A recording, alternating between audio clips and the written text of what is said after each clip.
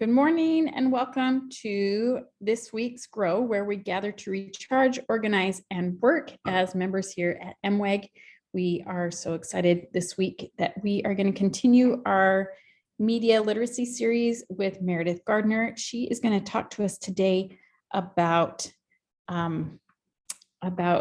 election misinformation and the kind of news that we may be seeing right now that everybody's doing. This is also going in hand with our Know Your Vote, Grow Your Vote series that we've been doing here, working up until the election that is going to be happening around the country on November 8th. So check your ballots and see when the last day to mail your ballots would be. I know for Arizona, tomorrow would be the last day to mail in your ballot to get it in on time. And I know that a lot of members here at MWEG are preparing to have voter preparation parties. If that's still something that you're interested in, please go to our website and get those materials that can help you, or you can work on your own. It's a great time to go through the ballot with your neighbors or your friends. Today I have some friends coming over. We're going to go through the ballot and have a little brunch after the Grow today. So I'm going to turn the time over to Meredith, and she is going to share with us today, and we're so glad that she's with us. And please, if you have any questions, put them in the chat so we can see those, or just pipe in. We love it when people interact and pipe in on during the discussion. So just let us know if you have any questions. Meredith, I'm going to turn the time over to you. All right, thanks, Rachel. And I'm just going to warn you all, I have my 1-year-old here, and she might decide to get involved at some point. So fair warning. Okay, let me share my screen really quick and we will get started.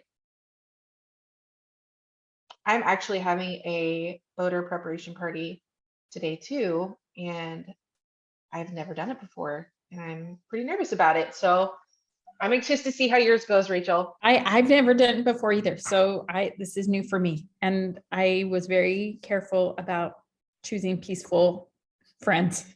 So even though I opened it up to a lot of people, but it'll be fun. I think I'm looking forward to it. Yeah. Oh, Jalaire says she's having one tonight too. So it's today's the day, I guess. Today's the day. Yeah. Okay. So today we're going to talk about election misinformation. And I am going to introduce myself really quickly first, because I don't know how long I'm going to get for my daughter. I was born in Omaha, Nebraska, and I'm currently living in Austin, Texas. I have 5 kids, ages 1 to 14, and I have a background in news editorial journalism.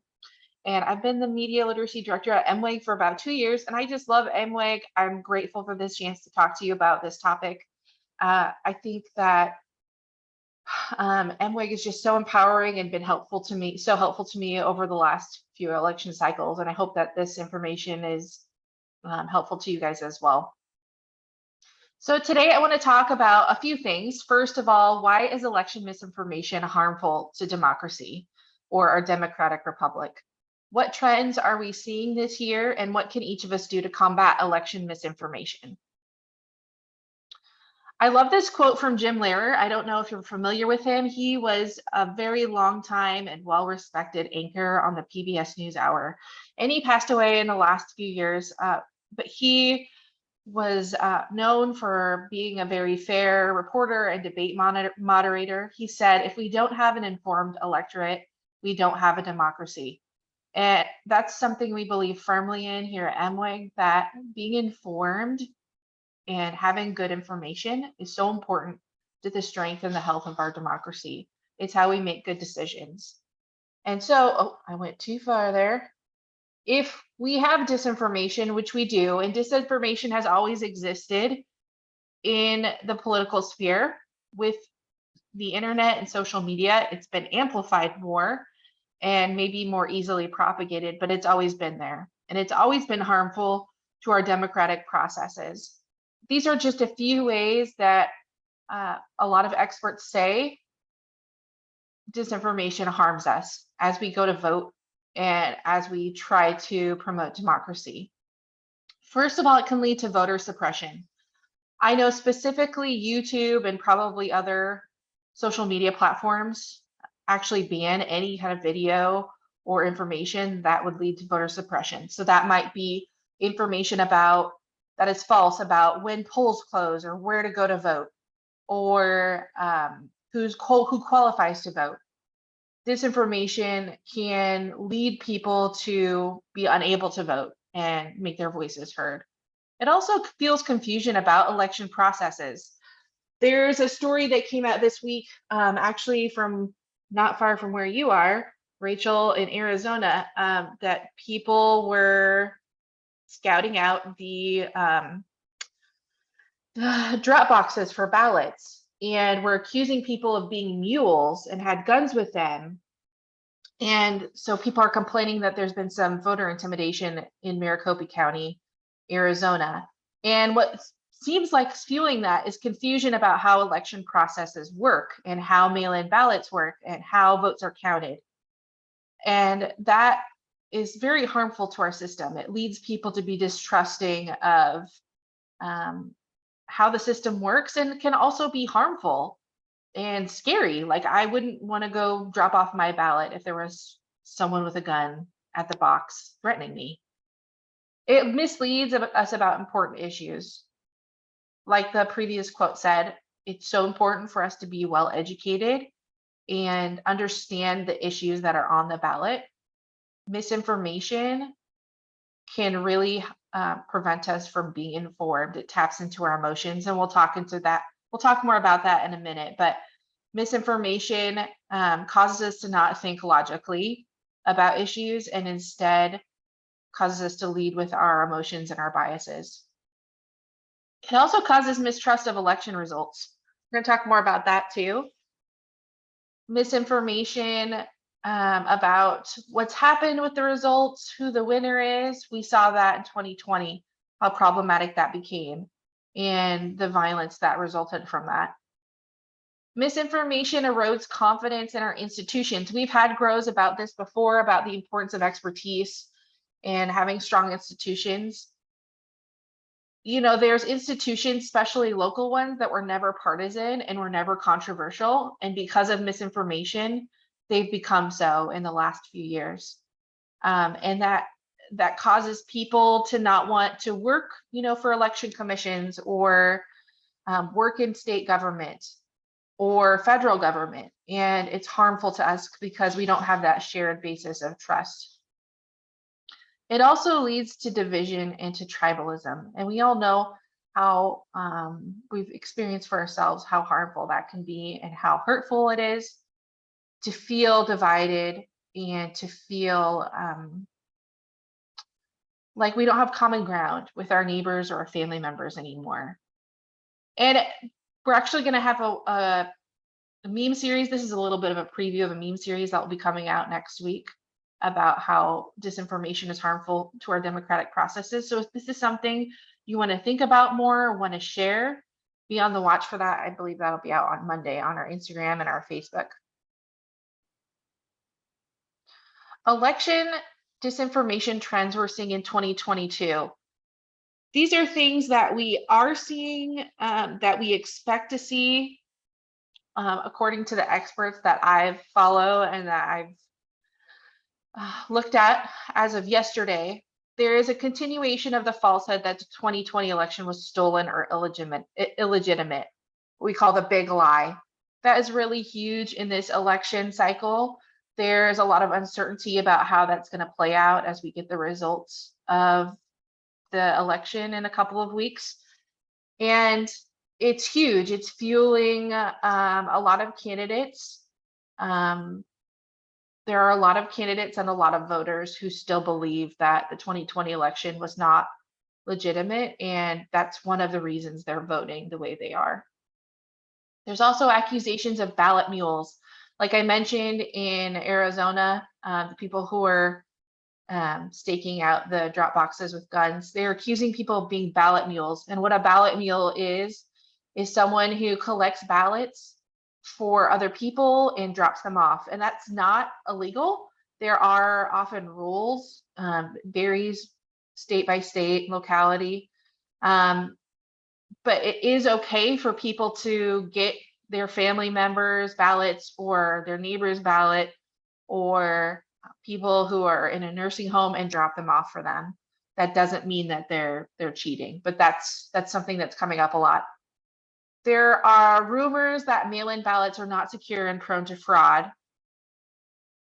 That's been really pervasive. There's a lot of states that rely on mail-in ballots for voting. I know Utah and Oregon are too, and generally people love it, and they have a lot of security measures in place to ensure those elections are secure. But a lot of people like to say that they're not, and there's not a lot of evidence to back that. Election administration duties are taken out of context. We saw a lot of that in the last election with how ballots were stored, how they were counted, how equipment worked, when vote counts came in, how the numbers changed, and whether there was some kind of fraud in that respect if one candidate got a sudden jump in numbers because a big batch of mail-in ballots was counted. There's just not a lot of understanding about how election administration happens, and it causes a lot of misunderstanding, and it's prone to being a source of disinformation and conspiracy theories. We're also getting already some altered audio and video and images. I know there was one video that had, now I can't remember which member of Congress, who was giving a speech, and they superimposed her over an old video of former President Trump and tried to make it look like Trump was interacting with her, and it's a total fake. But we're seeing more of those videos, altered video, audio, video images pop up. And that's why it's really important to be careful about if something seems outrageous or surprising, to not always trust what you see automatically. And then we're also seeing a lot of unfounded claims about what will happen if either party wins the election. There's a lot of very broad claims about, oh, if the Republicans gain control of the House and Senate, this thing will happen, or vice versa, if Democrats gain control, this thing will happen. And it's creating a lot of fear without necessarily a lot of evidence to back that up. So that's another source of misinformation that we're seeing. This is definitely not a comprehensive list, but those are some of the trends and things to be watching out for as you're looking at news and social media and things that are shared with you. Okay. Okay.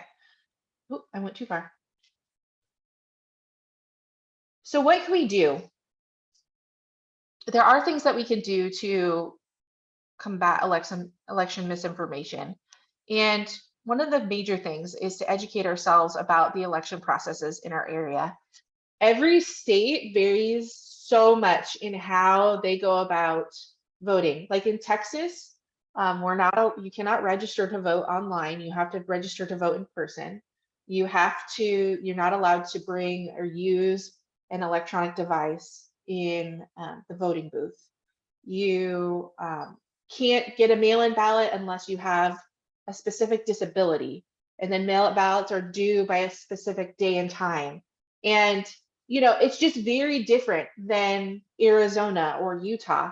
So it's really important to maybe visit the election office for your state or your county and learn about how do they count these? How do they make sure there's not fraud? What kind of security measures do they have in place?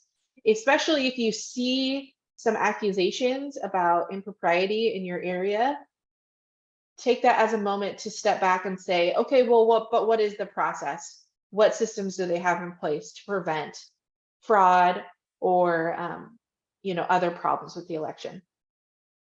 It's also really important to take time to learn about the candidates and issues on your ballot. We had a series, and Tiffany Churtipis made it so great. She always makes everything beautiful. She's our graphics designer at MWEG. A series came out on Monday about how to choose candidates and issues and become educated about them. It's so important not to pay such close attention to message boards or social media sites that aren't directly related to the candidate. I'll give you an example. There's a parent page for our school district that I follow on Facebook. And there's a lot of crosstalk on that parent page about the different people who are running for school board, the different ballot measures that relate to the school district. And a lot of it is not accurate. And that is not a good place for me to get information about the candidates and the issues. What is a good place for me to learn about them is going to the candidates themselves, whether it be their websites, their Facebook pages, the interviews they've done, the forums they've held. And then with the issues on the ballot, it's important to consult the people who are most affected. So there's a ballot issue for, like I said, my school district. So I'm going to look at what my school board says about it. I'm going to look about what the newspaper has to say about their explanation of it. I know there's a measure for my community college. I'm going to look at what the community college says they need for this ballot issue and why it's on the ballot. So just make sure you're learning from good quality resources. I know that some of the more obscure ballot candidates, especially if we're getting really far down ballot, can be difficult to find information about. And I always encourage people, if you have time and you have questions, to reach out to the candidates directly and see if they're responsive and what their response is to your concerns, and you can learn a lot about them that way. It's really important to also get your news from reputable news sources, not relying necessarily on social media, but clicking away from that and going to a good quality news website, whether that be local or national. And then report misinformation when you see it on social media platforms. That might mean messaging a friend privately and saying, I saw you put this on your page. This isn't actually accurate. Would you mind taking it down? It might mean just reporting it directly to the platform, but it isn't. If you see it, make sure you do report it.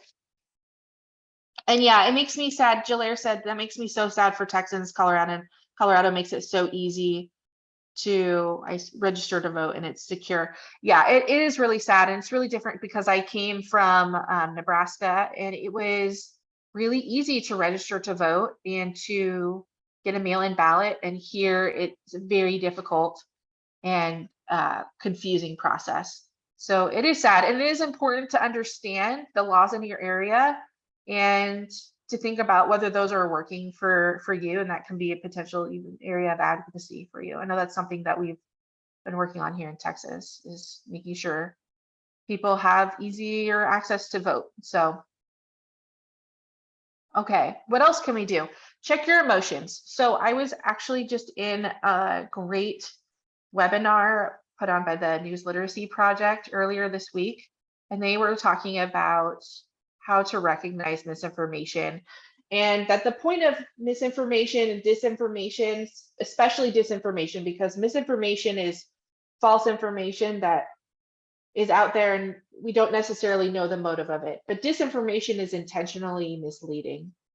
And the way that it's misleading is it taps into your emotions, and it plays off of your emotions and counts on you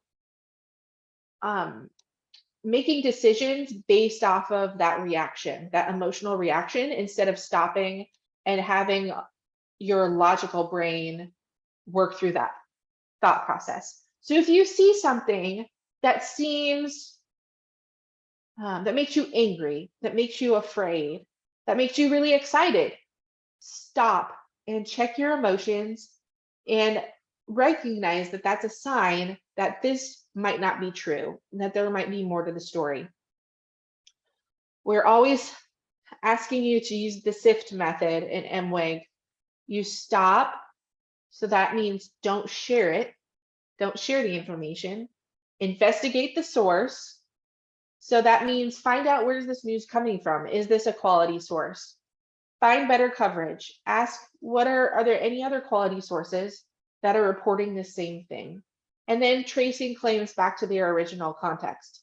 if there's a photo or a meme that you're not sure about, you could do a reverse Google image search on it. If there is a quote that seems unlikely, you could find out where it was said and find a video of the event or a transcript. That's what that means. It's really important to just slow the process down. It's super easy to share things with one click and make a split-second decision. And I know we're all busy, but if we can, I would encourage us to do these things. It should only take a few minutes if we see something that maybe we're not sure about that seems outrageous.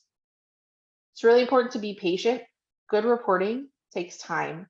And I know maybe it was Monday, was a big news day. There was a lot of breaking news coming out. And one of the media literacy accounts that I follow on Twitter actually tweeted out, like, please be patient.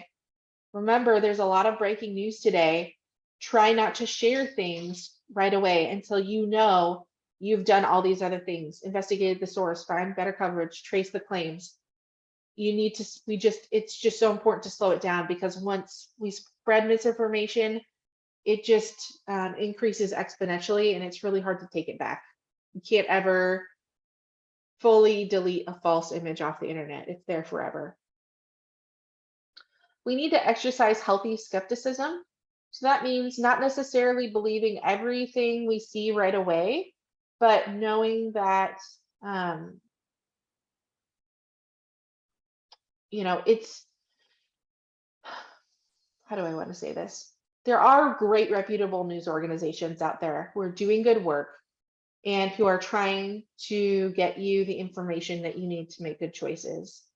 And they also make mistakes. So it's important to keep that in mind, to know that there is good information out there, but also verify that information, I guess is what I would say. I know there's a lot of people who feel like you can't find any good information, that everyone's biased. I don't believe that's the case. I don't believe everyone is unobjective, or that there's not good reporting happening, good storytelling happening. I think it is out there, but it is important to have a healthy level of skepticism as you consume that information. And then also, lastly, I would just want to encourage people to use reputable fact-checking websites. And fact checker, when I say reputable fact-checking website, what I mean is a website that is transparent about how it is funded, about its processes of fact-checking, and then also about one that corrects itself when it makes a mistake. That is a sign of a reputable fact-checking site, and I have a list of them. These are some helpful ones. This screenshot is just one that I pulled for last night, actually, from the AP fact check. You can just Google all of these and they will come up. PolitiFact is a great one.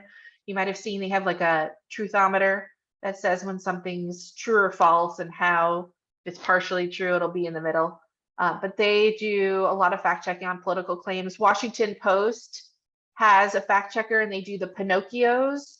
So they will also often, all these fact checking sites will link you to the information that they use to conduct the fact check, so you can get back to the original source. Once again, going back to that SIFT method. RumorGuard is a great site put out by the News Literacy Project, and it gathers not just election misinformation, but just general misinformation trends they're seeing on social media. They'll put on their site. Factcheck.org is similar to PolitiFact in that they post a lot of different news fact checks. Lead Stories is another great site. AP Fact Check, like I just said. And then I put down a few people that I follow on Twitter. So Mike Caulfield, he's at Holden, is his Twitter handle. He is the person who came up with the SIFT method, and he is actually a professor and studies misinformation at a university. Kate Starbird is another researcher who works at a university studying misinformation. And then Glenn Kessler, he is the person who writes the Washington Post fact-checking articles. So he's another great follow, and they will often post things during the day that they are seeing. I know Mike Caulfield posted earlier this week, there was a story that came out about a postal services truck that caught fire. And I think the headline said, or the story said something about there potentially mail-in ballots on it. And he pointed out that this particular story was a potential source of election misinformation, not because the USPS truck didn't catch fire, because it did, but because people were starting to circulate conspiracy theories about why it caught fire. Was this on purpose? Was this arson? Did someone blow up the truck? And that was what made it a source of election misinformation. So he does a little bit of pre-bunking. All these guys do. Pre-bunking is when you kind of warn people that this could potentially be a source of misinformation. And that's once again where healthy skepticism comes in, that it's important to have trust in our institutions, and it's important to also have to ask good questions and to verify. And I think that that's what these accounts help us do. Do we have any questions so far? Because I'm about done and I don't want to miss anybody's. Are we good, Rachel? Yep, I don't see any questions. Okay, awesome. Yep. Then I just want to close then by saying that I know it's easy to feel discouraged and afraid of the amount of misinformation and disinformation that's out there and how that's going to affect our elections and our democratic processes. But I know that there's a lot of people who recognize the disinformation and how important it is to be informed. And as we model that individually, we do make an impact on the people around us. When we have conversations with our friends about local issues and they bring up something that's maybe not accurate, we can be good models for them. We can say, oh, well, how do you know that? Were you able to verify that? Or what's the proof behind that? And that can be really good if you have those moments and you feel comfortable taking advantage of them. Those can be really great teaching moments. All this to say, I just feel like as individuals, we can make a big impact in the spread of misinformation and disinformation, even though it might not feel like it all the time. And I love this quote from our Principles of Ethical Government. It says, all individuals have a duty to educate themselves about the actions of government officials and current events in the world, taking care to ascertain facts from reliable sources of information. The Church Handbook also talks about making sure that you gain knowledge from reliable sources of information and how important that is in good decision making. So just, when we're feeling overwhelmed and we're seeing, so many people buying into misinformation about the 2020 election and potentially about this upcoming election, focus on what you can control, which is you and your own family and the information that you bring into your life. And then, be willing to share what you've learned with others as best you can. Sometimes it's not healthy and you have to create boundaries, but I just want to give you all some hope. I don't want to leave you on a sad note, because I think there is so much more awareness now about misinformation and disinformation. And I do think we are making a difference. And that's what I got from you today. Oh, Meredith, thank you so much. Yeah. That is such a great amount of information. And I feel like we have shared here on the Grows each week leading up to this election, we have shared a lot of really valuable information for our members to be prepared. And now the challenge is for each of us to go out and share that the preparation part and the information that we've learned with other people so that they can be educated, knowledgeable voters working up to this election. So thank you so much. And we hope that you guys enjoy these media literacy series and that you are using the tools that we have been sharing with you from our Know Your Vote, Grow Your Vote. And as part of that, we just want to remind you that this is something that we get from donations from our members. And if you are a sustaining member, we want to thank you for that. If you are not a sustaining member, we would invite you to become one. Becoming a sustaining member gives you access to some special events that are for sustaining members only. And we have one of those coming up on November 17th. So kind of keep that in mind, that's for our sustaining members. So we want to thank everybody again for being here with us today. And next week, we will have one more week of Know Your Vote, Grow Your Vote. And it will be with Jennifer Thomas and Emma Petty Adams, our co-executive directors, and they will kind of give us our last push and encouragement. And if you want to hear from them, join us next week on The Grow, and I will see you guys next time. Thanks for being here.